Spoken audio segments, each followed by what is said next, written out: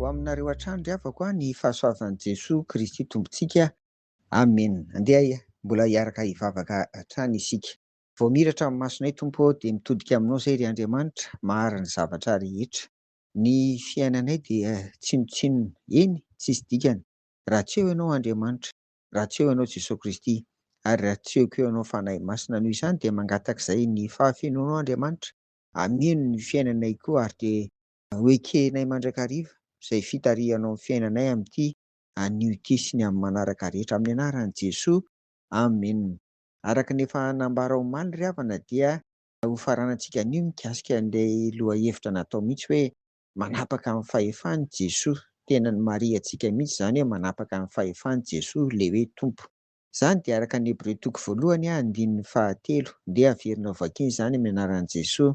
Izy koa no famirapiratany voninahiny sy endriky ny tenany indrindra ary mihazona ny zavatra rehetra amin'ny herin'ny teniny.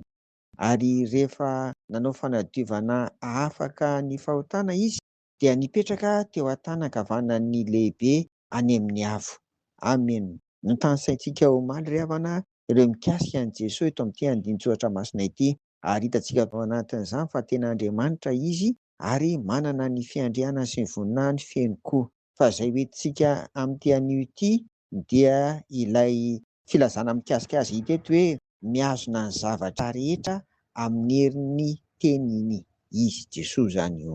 Eto dia tsaroana fa ny herin'ny tenin'Andriamanitra no nahariany an'izao voary rehetra hitantsika izao, na ny any an-danitra na ny eto ambonin'ny tany na ny any ambanin'ny tany ry havana, any an-dranomasina sy ny sisa any.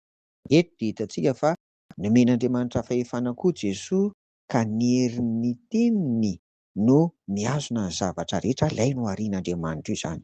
Izany hoe manohana, mitondra, mikarakara ny voary rehetra mba tsy ho simba. Ry havako, efa misy lesona sady azontsika tsoahana avy amin'izany hoe raha olombelona mino an'i Jesoa Kristy ho Tompo sy Mpamonjy izany dia tsy tokony ho animbanimba ny tontolo iainana sy ny zavaboary mihitsy. Miaro, mikarakara, mitandrina ny reny no andraikitra, tsy mandoto ohatra hoe tsy manipinipy loto eny, indrindra moa ny rano tsy lotoina, ohatra koa ny toron-tanety sy ny sisa, ohatra izany raisiny izany. Fa raha toa izany tsika tena mino an'i Jesoa Kristy ary indrindra vonona koa ny hiara-hiasa aminy, endriky ny fihetsona vavolombelona sy fitonoana filazantsara izany, dia tsika no tokony miaro sy mikarakara, mitandrina tsara ny zavaboary rehetra noharian'Andriamanitra mba tsy ho simba, mba tsy ho lanilany tamingana na ho potika sy ho rava amin'izao fiainantsika izao.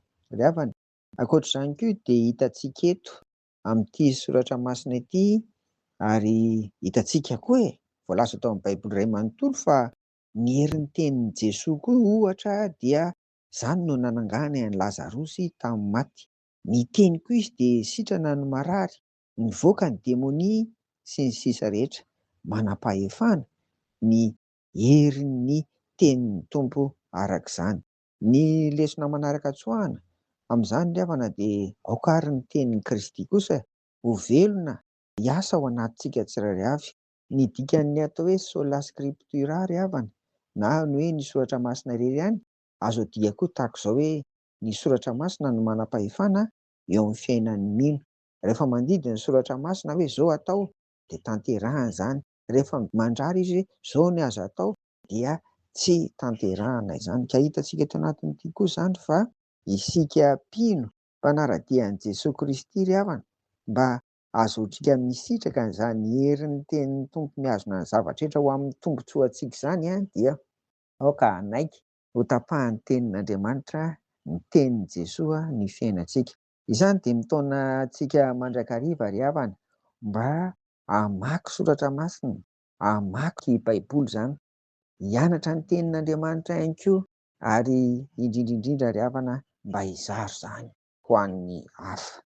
Engany ary ry havana, ny herin'ny tenin'ny Tompo koa dia mba ho hitantsika ny fiasan'izany eo amin'ny fiainantsika tsirairay avy, ary indrindra mba araka ny nambara teo hoe mba anisany mba higoaka ny tombotsoa azo avy amin'izany tsika amin'izao fiainana izao, ary hiara-hiasa amin'i Jesoa Kristy ihany koa, satria izy ilay teny velona tonga eto amin'izy izao tontolo izao. Dia ho vavim-ben'ilay telo velona antsika amin'ny atao rehetra ny isan'andro isan'andro. Amen. Tapitra ry havana izany, arak'izany ny firesahana no ny amin'ity Hebreo toko voalohany andininy fahatelo ity, fa dia hijery soratra masina hafa indray tsika rahampitso raha sitrapon'ny Tompo hivavaka ary isika. Dia misaotra anao ary izay Tompo ny amin'ny teninao, fa izany no mahatozo anay ka dia ho vavim-belon'ny teninao koa izay amin'izay ataony rehetra amin'ny anaran'i Jesoa. Amen. Ho aminareo ary ny fiadanan'i Jesoa ry havako. Amen.